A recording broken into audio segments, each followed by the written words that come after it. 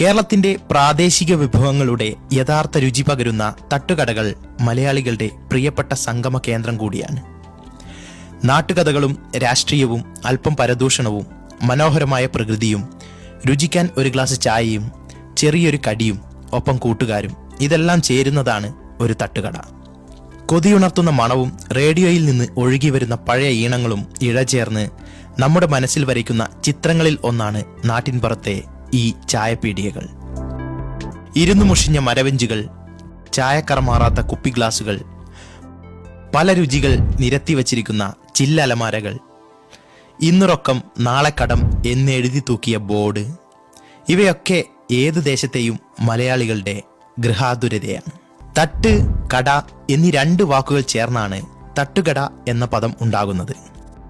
ചെറിയ തട്ടുകടകളിൽ നിരത്തിവെച്ച വളരെ കുറച്ച് സാധനങ്ങൾ വിൽക്കുന്ന കടകളിൽ നിന്നാണ് ഇന്നത്തെ ഹൈടെക് തട്ടുകടകൾ വരെ ഉണ്ടാകുന്നത്. ആദ്യകാലത്ത് ഇത്തരം ചെറിയ തട്ടുകടകൾ ആരംഭിക്കുന്നത് തൊഴിലാളികൾക്ക് ഭക്ഷണം കുറഞ്ഞ വിലയ്ക്ക് നൽകുന്ന സെന്ററുകളായിട്ടാണ്. ട്രെയിൻ സ്റ്റേഷനുകൾ, ബസ് സ്റ്റാൻഡുകൾ, മാർക്കറ്റ്, കൃഷിയിടം, അങ്ങനെ തൊഴിലാളികൾ വന്നു പോകുന്ന സ്ഥലങ്ങളിലെല്ലാം ഇത്തരം ചെറിയ കടകൾ പ്രവർത്തിച്ചു. അന്ന് വീടുകളിൽ ഉണ്ടാക്കുന്ന വളരെ കുറച്ച് വിഭവങ്ങൾ മാത്രമേ വിൽപ്പനയ്ക്ക് ഉണ്ടായിരുന്നുള്ളൂ. പിന്നീട് സൗഹൃദം പുതുക്കാനും നാട്ടുകാര്യങ്ങൾ അറിയാനും വേണ്ടിയുള്ള സായാഹ്ന കേന്ദ്രം കൂടിയായി ഈ തട്ടുകടകൾ.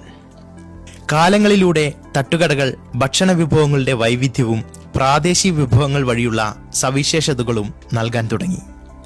20-ാം നൂറ്റാണ്ടിന്റെ തുടക്ക കാലഘട്ടത്തിലാണ് ഇന്നത്തെ രീതിയിലുള്ള തട്ടുകടകളുടെ പൂർവികർ ഉണ്ടാകുന്നത്.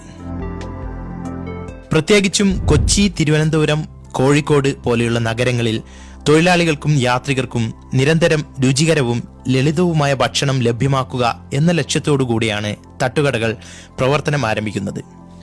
ഇന്ന് ഗ്രാമ-നഗര വ്യത്യാസമില്ലാതെ എല്ലായിടങ്ങളിലും തട്ടുകടകൾ പ്രവർത്തിക്കുന്നു.